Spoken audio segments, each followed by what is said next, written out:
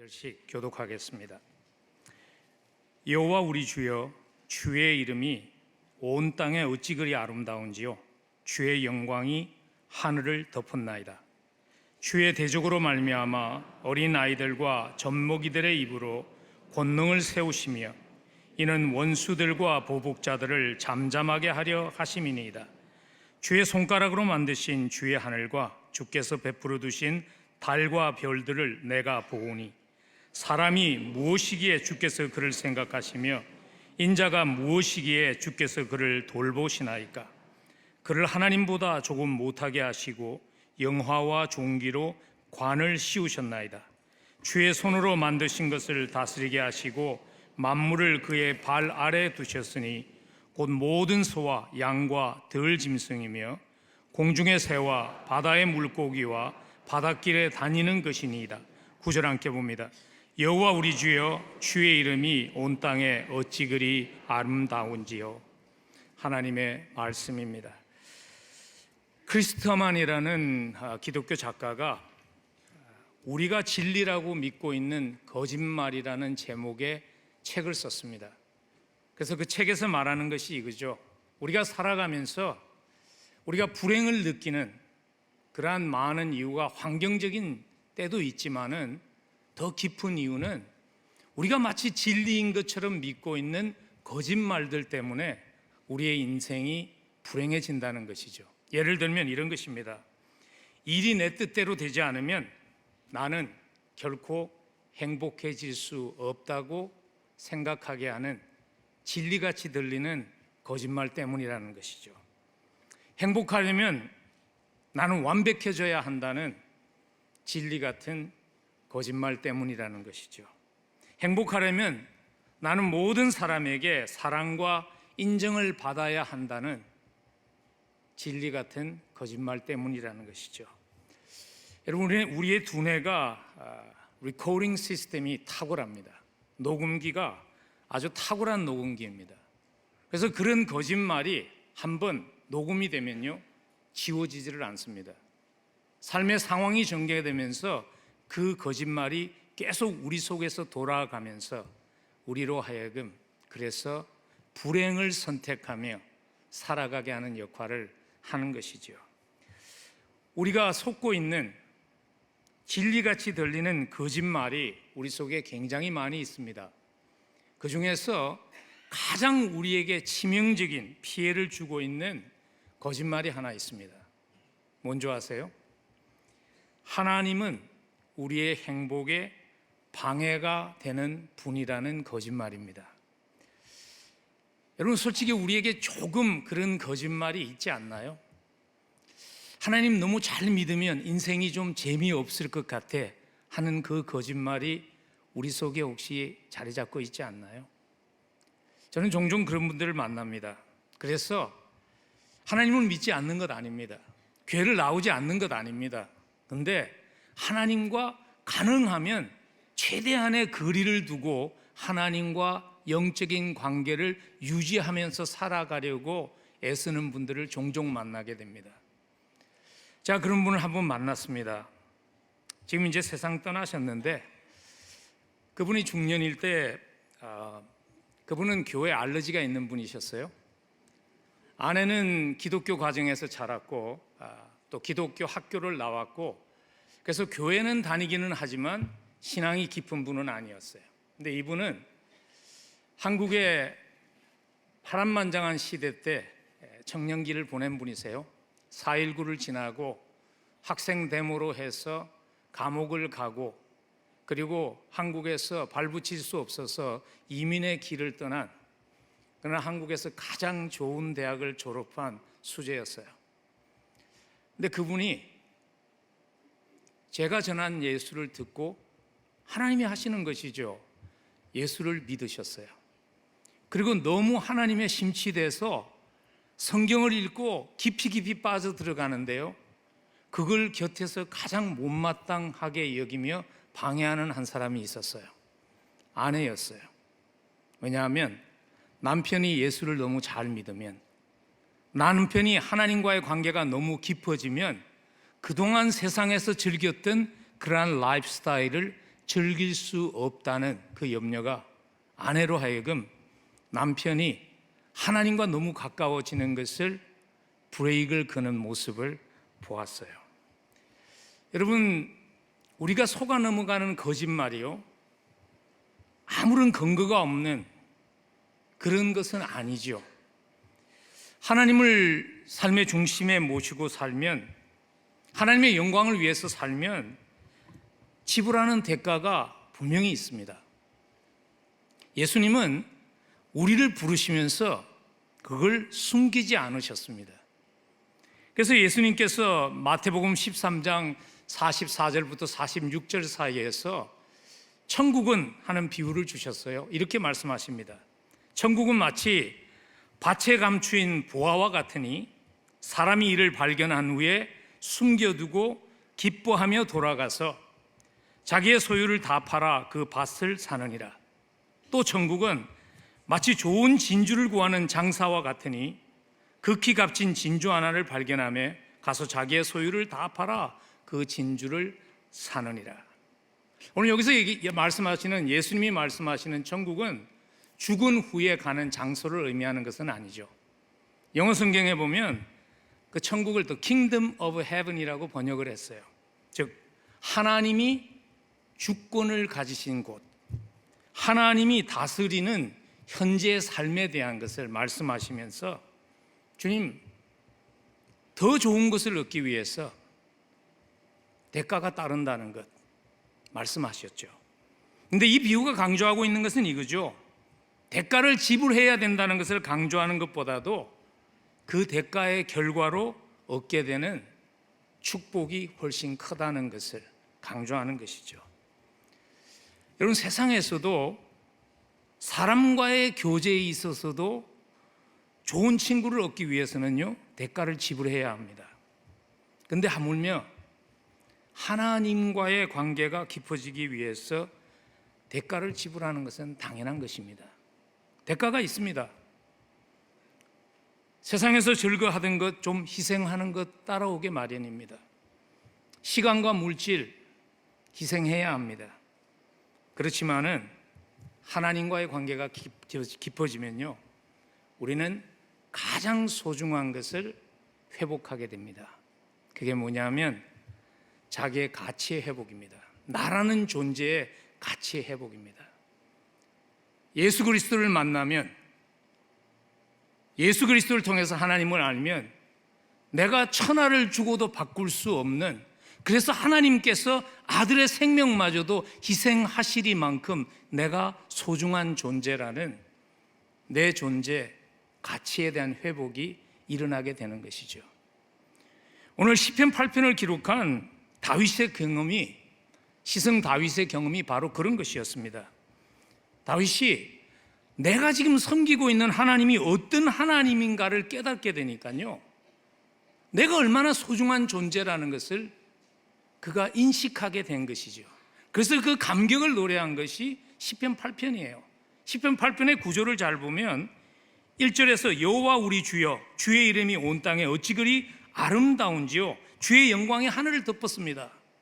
하나님을 보았습니다. 그리고 2절과 8절에 가면요, 그 결과로 해서 자기가 깨닫게 된, 하나님이 나를 이렇게 소중한 존재로 이 땅에 세우셨구나 하는 것을 그가 깨닫게 되고서 다시 한번 9절에서 하나님, 여호와 우리 주여, 주의 이름이 온 땅에 어찌 그리 아름다운지요, 다시 한번 하나님을 향한 그 감사를 올려드리는 모습으로 시편이 기록되어 있습니다. 여러분, 내가 얼마나 소중한 존재라는 것을 알고 살아가는 것은 축복이죠. 그러기 위해서는 하나님과의 관계가 깊어져야 합니다. 우리가 나라는 존재를, 나의 가치를 증명하기 위해서 사실 인생을 사는 것 아닌가요? 그래서 일도 하고 학위도 얻고 관계도 맺고 하는 모든 것들이 나라는 존재의 가치를 증명하기 위한 한 방법 아닌가요? 그렇지만 우리가 경험을 통해서 알죠. 그것만으로서는, 그런 것들만으로서는 나의 존재의 가치, 내가 얼마나 소중한 존재인가 하는 것이 확신될 수 없다는 것. 사람은요, 하나님과의 관계가 깊어지게 될 때, 그 관계가 깊어지면 질수록 자기 자신을 정확하게 바라볼 수 있는 영의 눈이 열립니다. 그리고 그 결과로 자기 자신이 얼마나 소중한 존재인가를 깨닫고 감사하며 살아갈 수 있게 됩니다. 다윗과 같이. 그래서 오늘 말씀을 통해서 그렇다면 어떻게 하면 하나님과의 관계가 깊어질 수 있을까?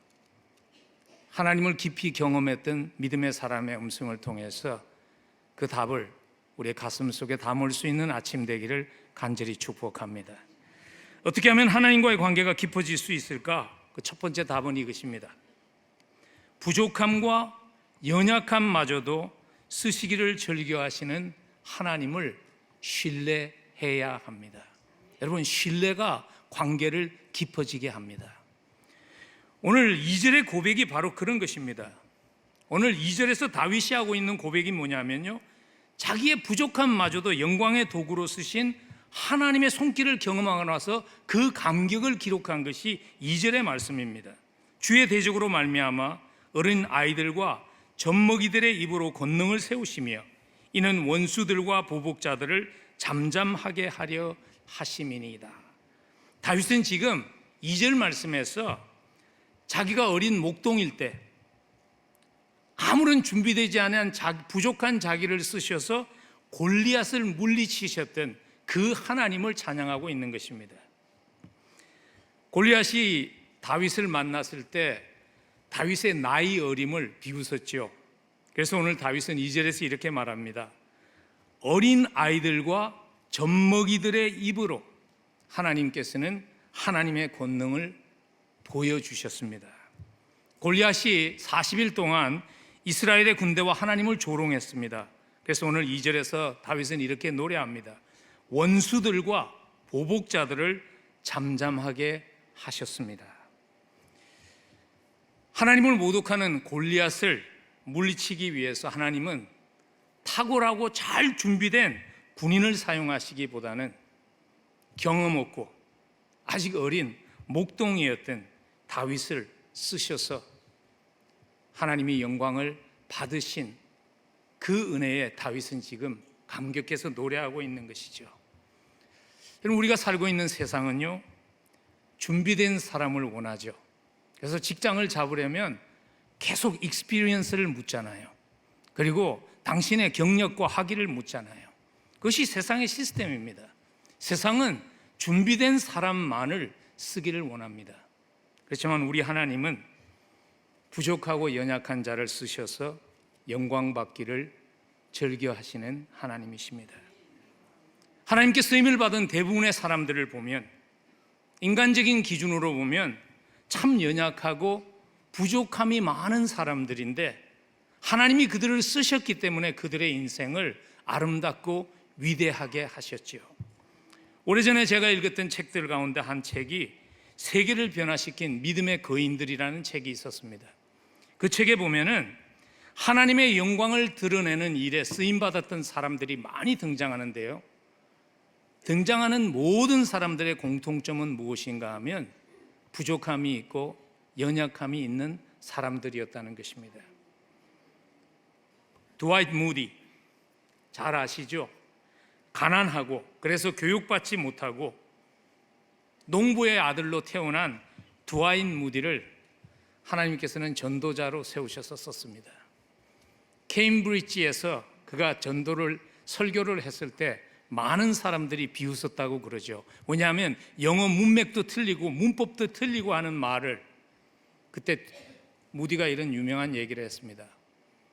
나는 이렇게 부족하지만 하나님을 위해서 살기를 원하는데 그렇게 똑똑한 당신들은 하나님을 위해서 무엇을 하고 있습니까? 그 한마디가 케임브리지 7인을 낳았고 그것이 세계 선교의 문을 여는 역할을 했지요. 헨리에타 미어즈라는 현대 교회 교육에 가장 영향력을 미친 여자분이시죠. 근데 그분은요, 시력이 거의 legally blind였어요. 법적으로 거의 앞을 보지 못하는데 하나님은 그녀를 대학자로 사용하셨습니다. 잔 뉴턴은 악덕 노예상이었지 않습니까? 근데 하나님은 그의 연약함을 쓰셔서 Amazing Grace라는 Amazing Grace의 복음을 전하는 전도자로, 목사로 쓰셨죠. 저희가 지금 크리스마스 시즌을 지나가며 오퍼레이션 크리스마스 차일드 오퍼레이션을 하는 그 단체의 헤드죠. 프랭클린 그레함은요, 문제아였습니다. 그 어머니의 루트 그레함의 평생의 기도 제목이었던 그 아들을 하나님은 변화시켰어요. 세계적인 잃어버린 영혼을 찾는 복음 전도자로 쓰셨죠. 여러분, 삶에 연약함이 있는가, 부족함이 있는가가 문제가 아닙니다.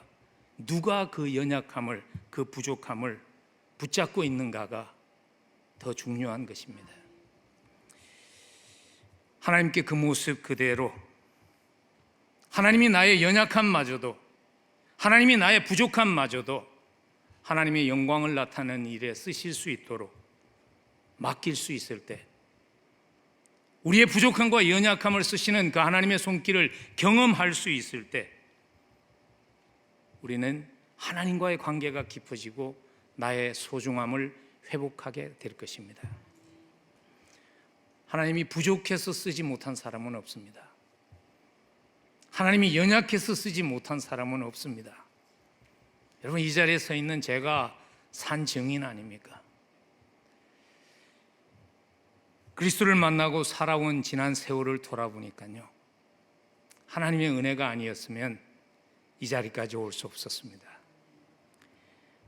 실력도 없고 영어도 못하는 청년을 미국으로 이주하게 하시고 학업할 수 있게 하시고 그 과정을 통해서 예수 그리스도를 만나게 하나님은 역사하셨습니다. 실력보다는 저의 부족함을 쓰셔서 지난 32년 열린문 교회를 섬기게 하셨습니다. 담임 목사로서의 목회를 이제 마무리 지으며 또 이제 앞으로 열린문 교회를 끌고 갈 또 하나님의 사람을 세우며 저는 너무나 감사한 것은 저보다 너무나 잘 준비된 분을 하나님께서 마음에 두시고 준비하셨다는 것입니다. 여러분, 하나님은요, 완벽한 사람을 쓰시는 하나님이 아니십니다. 왜냐하면 완벽한 사람은 하나님의 은혜와 하나님의 도움이 필요치 않기 때문입니다. 하나님은 부족하고 연약한 사람을 쓰셔서 영광 받기를 즐겨하십니다. 그러나 그러한 쓰임받는 자리에 서기 위해서 하나님이 나의 부족함마저도, 나의 연약함마저도 쓰시는 그 은혜를 경험하기 위해서 꼭 필요한 것이 있습니다. 그것은 모든 것이 은혜임을 아는 겸손함입니다. 하나님께서 다윗을 쓰신 이유가 그것이죠. 다윗이 흠이 없는 사람이 아닙니다. 다윗이 집안에서 인정받았던 사람도 아닙니다. 아버지의 눈에 보게도 그렇게 크게 가능성이 있는 아들이 아니었죠. 다윗이 막둥이였죠. 근데 하나님이 다윗을 쓰신 이유는요, 다윗은 하나님의 은혜가 자기를 자기 되게 했다는 것을 잊지 않았던 사람입니다. 그래서 다윗이 인생을 마무리 지으면서 지어진 시편이라고 믿어지는 시편 23편에 보면 그가 이렇게 시편 23편을 열지 않습니까?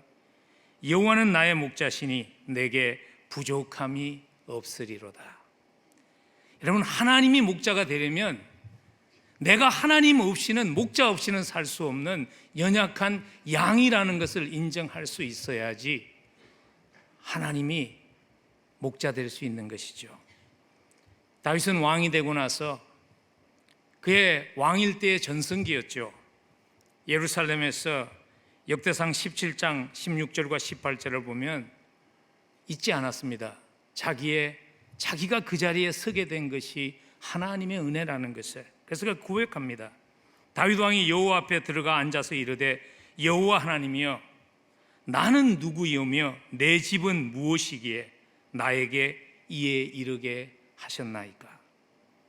주께서 주의 종에게 베푸신 영예에 대하여 이 다윗이 다시 주께 무슨 말을 하오리이까.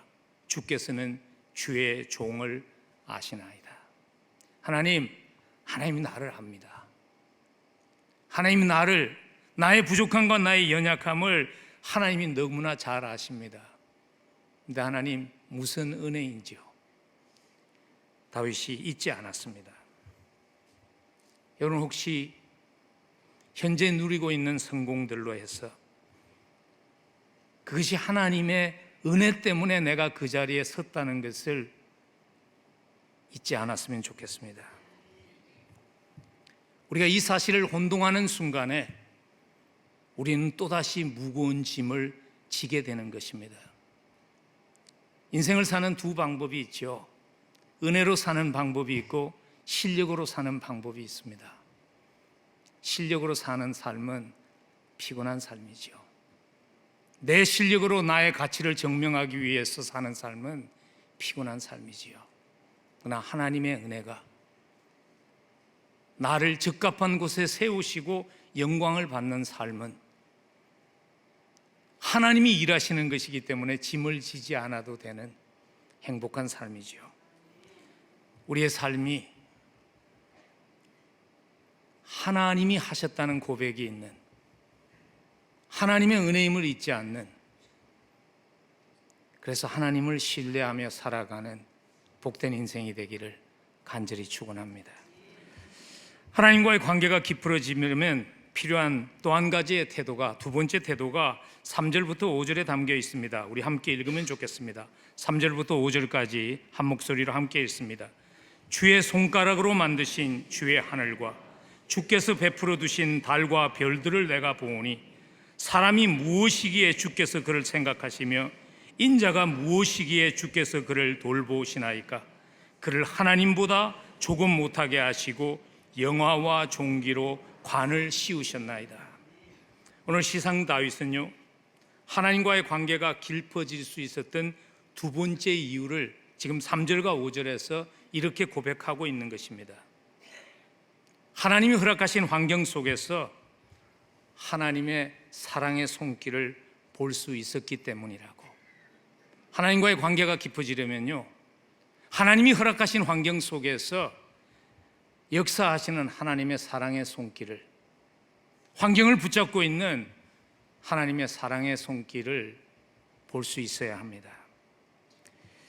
동일한 환경 속에서 무엇을 보느냐에 따라서 상당히 다른 결론에 도달할 수 있지요. 어떤 사람은 환경에 압도되어서 자기가 한없이 작아지는 그러한 결론에 도달하기도 하지만요, 영의 눈으로 환경을 보는 사람의 결론은 다르죠. 그래서 오늘 다윗은 무수한 별과 달을 보면서 큰 우주 가운데서 나의 작음을 본 것이 아니라 그 우주를 만드신 하나님의 사랑의 손길을 보면서 하나님의 마음을 깨닫게 된 것이죠. 하나님께서 그 위대한 우주를 나라는 사람을 위해서 만드셨다는 것을 깨닫고 하나님의 사랑에 감사하게 된 것이죠. 하나님이 나를 이렇게 사랑하시는구나 하는 것을 깨닫게 되니까 감격할 수밖에 없었던 것이죠. 그것이 바로 3절과 4절의 다윗의 고백이죠. 주의 손가락으로 만드신 주의 하늘과 주께서 베풀어 주신 달과 별들을 내가 보오니 사람이 무엇이기에 주께서 그를 생각하시며 인자가 무엇이기에 주께서 그를 돌보시나이까. 여러분, 주어진 환경을 바라보면서 하나님의 손길을 보시나요? 혹시 그렇게 생각하시나요? 다윗은 받은 것이 많지만 나는 다윗과 같이 받은 것이 많지 않기 때문에. 여러분, 받은 것이 없어서 하나님의 사랑을 느끼지 못하고 사는 것 아니죠. 받은 것을 통해서 보아야 할 하나님의 사랑의 손길을 놓치고 살기 때문이죠. 왜 하나님의 손길을 보지 못하고 놓치게 될까요? 키에르케고르라는 기독교 철학자는요, 왜 우리는 하나님의 손길을 놓치게 될까 하는 그 이유를 마차에 탄 한 마부의 비유를 통해서 설명한 적이 있습니다. 마부가 한 부자가 타고 있는 마차를 끌고 추운 겨울날 달려가고 있는데요. 그는 마부이기 때문에 바깥에 앉아서 깜깜한 밤에 말을 몰고 가면서 무엇을 보았는가 하면 하늘에 펼쳐진 별들의 진 풍경을 보았습니다. 근데 부자는 조그만 초롱불 안에 앉아 있었기 때문에 그 영광스러운 광경을 놓치고 말았습니다. 여러분, 때로는 과학의 발달이 하나님의 손길을 보는데 방해거리가 될 수 있습니다. 마치 작은 불 아래 앉아 있었던 부자가 밤하늘에 펼쳐진 별들의 진 풍경을 놓친 것 같이 말입니다. 저는 현대과학과 기술을 반대하는 사람은 아닙니다. 그렇지만 모든 것을 과학이라는 렌즈를 통해서 보려고 하기 때문에 우리는 창조주 하나님의 손길을 보지 못하고 놓치는 실수를 하며 살아가고 있는 것은 아닐까요? 왜 우리는 하나님의 손길을 보지 못하고 놓치게 될까요? 또 한 가지 이유는요, 살아가면서 주신 선물을 즐기기에 바빠서 선물을 주신 분의 손길을 보지 못하기 때문은 아닐까요? 성 어거스틴이 회심한 후에 하나님의 사랑을 알지 못하고 살았던 자기의 과거를 이렇게 고백을 했습니다. 나는 빛에는 등을 돌리고 그 빛이 쏟아지는 물건들에만 한눈이 팔려 있었습니다. 축복을 주신 하나님은 보지 못하고 축복을 즐기기에 바빴던 그 시절을 회상하며 고백한 것이지요. 그리고 그가 이렇게 고백합니다. 그러다가 고개를 들려서 그 빛을 바라보았을 때 나는 모든 선한 것을 공급하시는 사랑의 하나님을 만나게 되었다고 그는 고백합니다. 하나님께서 우리의 삶에 허락하신 많은 것들, 하나님의 우리를 향한 사랑의 표현인데 그걸 당연히 받기 때문에 내가 사랑받은 존재라는 것도 경험하지 못하고 하나님의 손길도 놓치며 사는 것은 아닐까요? 오늘 시성 다윗은요, 자연을 바라보면서 달과 별을 선물로 주신 하나님의 그 사랑을 깨달았죠. 그러면서 또 한 가지 중요한 진리를 그가 깨달았습니다. 그게 뭐냐면 하나님의 많은 창조물 가운데에서 자신의 위치를 깨닫게 된 것입니다. 그래서 5절과 6절에서 그가 이런 고백을 합니다. 그를 하나님보다 조금 못하게 하시고 영화와 종기로 관을 씌우셨나이다. 주의 손으로 만드신 것을 다스리게 하시고 만물을 그의 발 아래 두셨습니다. 그가 깨달은 것입니다. 하나님께서 나를 얼마나 사랑하고 소중하게 보셨으면 하나님 바로 다음에 나를 앉히시고 하나님이 만드신 그 모든 것을 관리하는 위치에 나를 세우셨을까? 감격하며 감사할 수밖에 없었던 것이죠. 여러분, 오늘 다윗의 이 고백이 주는 중요한 교훈은 이것입니다. 인간은 하나님을 경배할 때 자기의 참 가치를 회복하면서 살아가게 된다는 것입니다.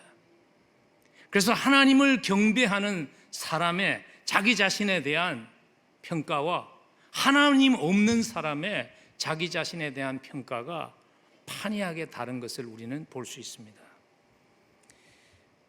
하나님의 창조를 부인했던 다윈은 어떤 결론을 내렸지요? 인간을 고등동물에 불과하다는 결론을 내렸지 않습니까? 인간이 다 똑같은 동물인데 조금 더 머리가 좋은 동물에 지나지 않는다. 공산주의 이론을 냈던 칼 막스는요, 인간은 경제적인 요소에 지나지 않는다고 결론을 내렸죠.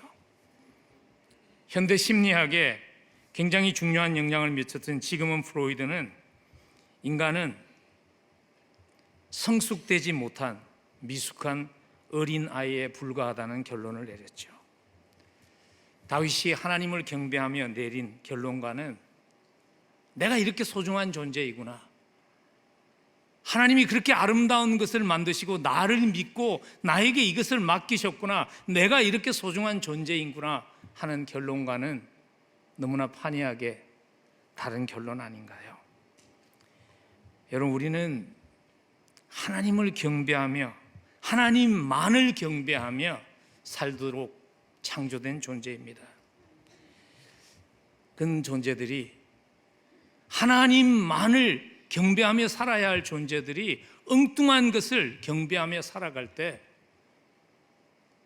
자기의 소중함을 상실한 채 살아가게 되는 것이죠. 솔로몬이 아마 인류의 역사상 자기의 소중함을 증명하기 위해서 인간이 할 수 있는 모든 것을 다한 사람의 대명사라고 그래도 과언이 아닐 겁니다.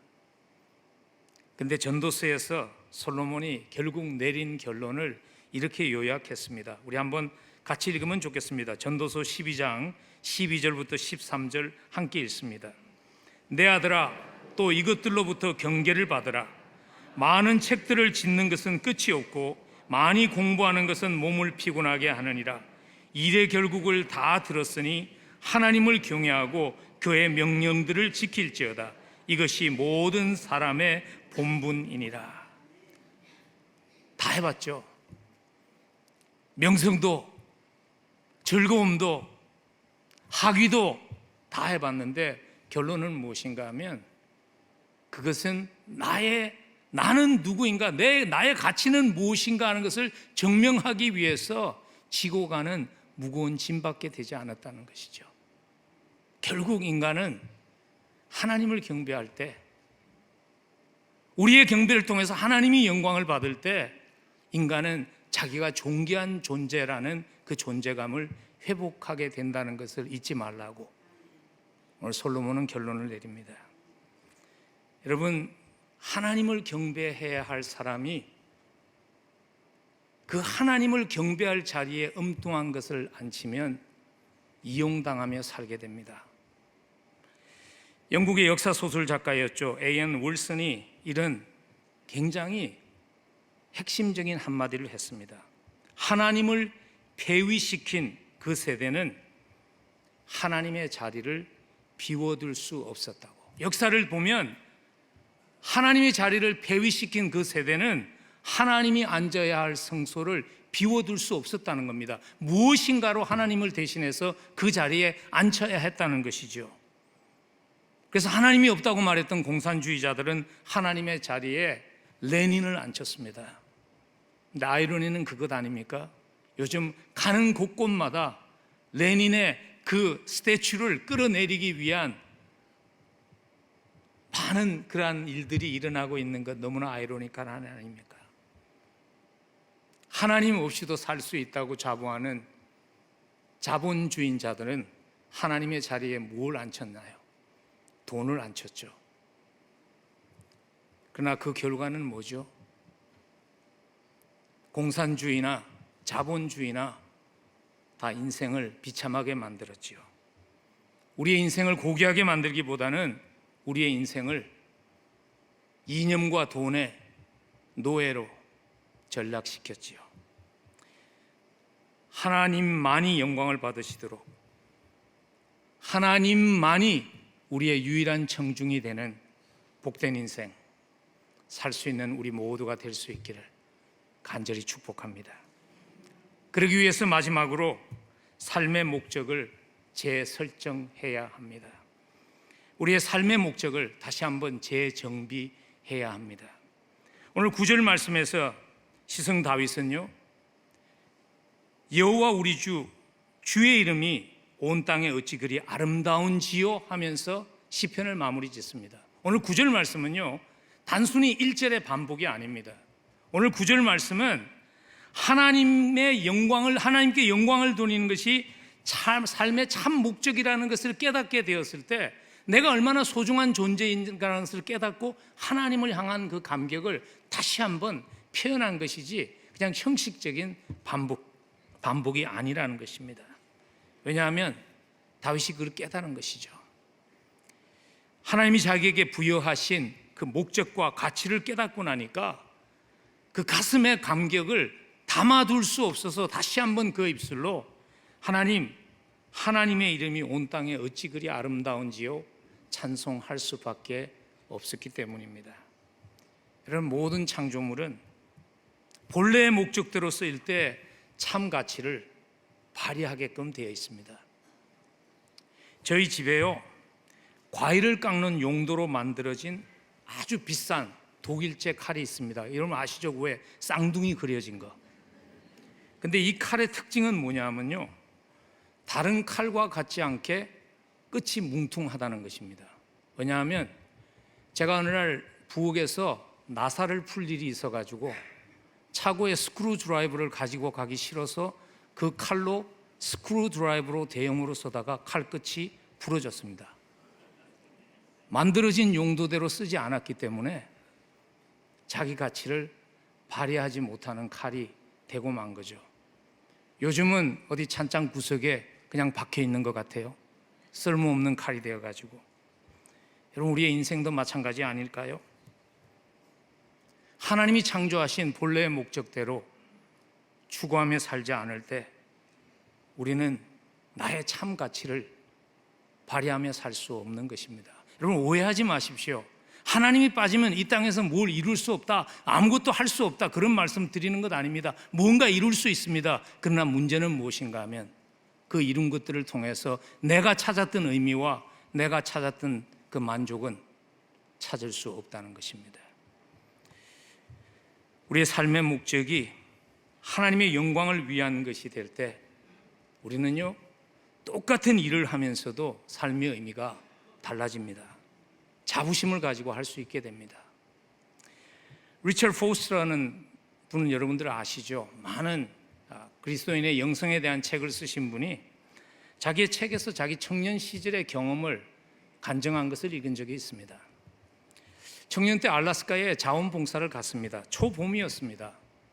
아직 땅이 완전히 녹지 않아가지고 막 땅을 파는데 땅이 얼어서 잘 파지지 않는 거예요. 그래서 막 짜증이 나면서 내가 뭐하러 시간을 낭비하면서 여기 와서 이 짓을 하고 있나 짜증을 내고 있는데, 옆에 온 알래스카에서 온 한 청년이 땅을 파면서 찬송을 하면서 땅을 파는 거예요. 그래서 좀 짜증스럽기도 하고 그런 사람을 보는 게 그래서 이상해서 물어봤다는 거예요. 당신은 잘 파지지도 않는 땅을 파라고 맡겨가지고 지금 이렇게 우리가 고생하고 있는데 뭐가 기뻐서 찬송을 합니까? 그때 그 알래스카에서 온 자원봉사 청년이 이렇게 말했답니다.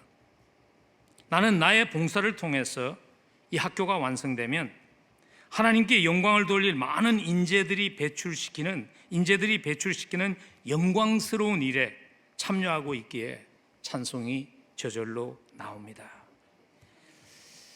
동일한 일을 하면서도 목적이 하나님의 영광인 사람과 아닌 사람의 차이가 이것이죠.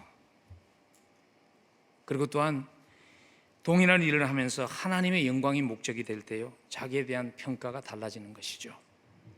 어떤 사람은 나는 왜 이 모습밖에 안 돼서 이런 일을 하면서 살아야 되나 하며 짜증내지만, 어떤 사람은 나의 이러한 모습마저도 하나님의 영광을 위해 써주심을 감사하며 살 수 있는 차이가 있는 것이죠. 그래서 우리가 꼭 이걸 기억해야 합니다. 하나님께 영광을 돌리는 삶은요, 하나님을 위한 것이 아닙니다. 하나님께 영광을 돌리는 삶은 우리를 위한 것입니다. 하나님은 이미 영광 가운데 계십니다. 내가 하나님께 영광을 돌리든 돌리지 않든 그것이 하나님의 영광에 아무런 흠집을 낼 수 없습니다. 그럼에도 불구하고 하나님은 우리를 아십니다. 우리의 부족함도 아시고 우리의 연약함도 아십니다. 자칫 잘못하면 하나님의 영광에 피해가 될 수 있는 그러한 연약함이 우리에게 있다는 것을 하나님은 아십니다. 그럼에도 불구하고 하나님은 우리를 통해서 맡기시고 영광을 받기를 원하시는 이유는 무엇인가 하면, 하나님께 영광을 돌리는 존재로 우리를 창조하신 목적이 무엇인가 하면, 그것은 하나님을 위한 것이 아니라 우리를 위한 것입니다. 여러분, 어린아이들을 키우면서 그런 경험 하시지 않나요? 부모가 뭘 하면 애가 자꾸 도와주려고 그러죠. 특별히 이사 같은 거 가려고 그럴 때 애들이 옆에 있으면 긁어치잖아요. 근데 애가 와서 자기도 뭘 도와주겠다고 그러면 지혜로운 부모는 어떻게 하나요? 그 아이에게 빈 박스를 맡깁니다. 아이가 빈 박스를 끙끙 끌고 와가지고 많은 박스가 있는 곳에 놓으면서 그 아이의 표정을 보십시오. 누가 가장 큰 기쁨을 느끼나요? 그 아이의 노력은 부모에게는 아무런 의미가 없는 거예요. 그렇지만 그 기쁨은 누가 누리는가 하면 어린 아이가 누리는 것이죠. 다윗이 이 진리를 깨달은 것입니다. 그래서 4절에서 이렇게 고백하는 겁니다. 사람이 무엇이기에 주께서 그를 생각하시며 인자가 무엇이기에 주께서 그를 돌보시나이까. 하나님의 영광을 위해서 지어진 존재가 엉뚱한 것을 위해서 살아가면 결코 만족과 기쁨을 누릴 수 없습니다. 만일 삶에 기쁨이 없고 만족이 없다면, 그래서 내가 얼마나 소중한 존재인가, 내가 얼마나 필요한 존재인가를 확신할 수 없다면 근본적인 원인을 찾고 해결하는 것이 필요합니다. 근본적인 원인을 알지 못한 채 환경만을 바꾸는 것은 의미가 없는 것이죠. 직업을 바꾸고 사는 장소를 바꾸고 함께 사는 사람을 바꾸고 잠시의 효과는 있을지 모르지만 그 모든 일의 근본적인 목적이 하나님의 영광이라는 것에 빠지게 되면 그 일은 의미가 없는 것이죠. 우리의 삶의 목적이 하나님의 영광으로 변할 수 있기를 간절히 소원합니다.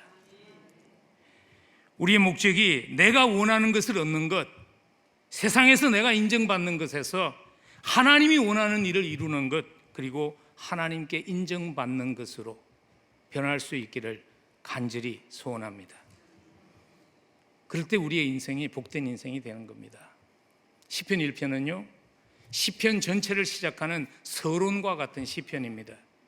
시편 1편에서 어떤 인생이 복된 인생가를 이렇게 정의하지 않았습니까? 복 있는 사람은 여호와께서 인정하시나.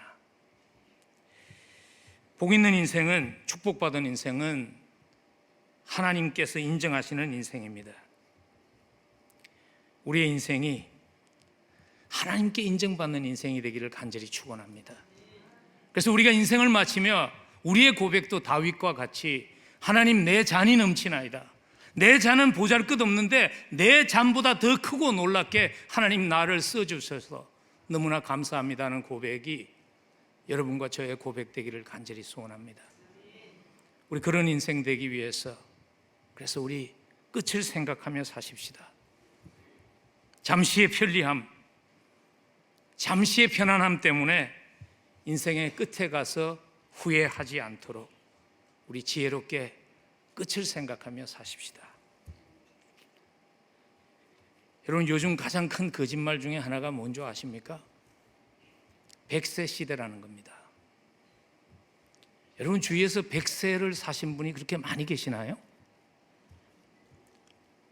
저는 이 교회 와서 장례를 너무 많이 했어요. 저희 교회 장지의 90% 이상이 제가 장례한 분입니다. 저는 지금까지 100세가 넘은 분을 장례한 분은 한 분밖에 없습니다. 그리고 저는 최근에 저와 동갑인 두 분을 주님 전으로 작별하게 되었습니다. 65세입니다. 우리 속지 마십시다. 우리의 날수는 하나님이 계수하시는 것이지만 100세 시대, 100세 시대 하기 때문에 세월이 많이 남았다고 안이하게 우리의 인생을 허송세월 하지 않는 지혜로운 인생 되시기를 간절히 축복합니다. 하나님은 우리의 삶을 통해서 영광 받으시면요, 지금이 아름다워지고요, 그리고 내일은 후회함이 없는 인생이 될 것입니다. 여러분 아마 다 아시는 시죠. 귀천이라는 시, 천병상 시인이 쓰셨죠. 나 하늘로 돌아가리라. 아름다운 이 세상 소풍 끝나는 날 가서 아름다웠다고 말하리라. 시인의 삶을 아시면 이 고백이 삶이 순탄했기 때문에 한 고백이 아니라는 것을 여러분들은 아실 것입니다. 그러나 이 고백을 할 수 있는 이유는 딱 하나죠. 우리의 고난마저도 헛되게 하시지 않는 하나님, 합해서 선을 이루시는 그 하나님, 그 하나님 앞에 서는 시간이 우리에게 있기 때문이죠. 하나님을 미소 짓게 하는, 그리고 하나님의 미소만으로 만족하는, 내가 얼마나 소중한 존재인가를 알며 살아가는 그러한 복된 인생 되시기를 주의 이름으로 간절히 축원합니다.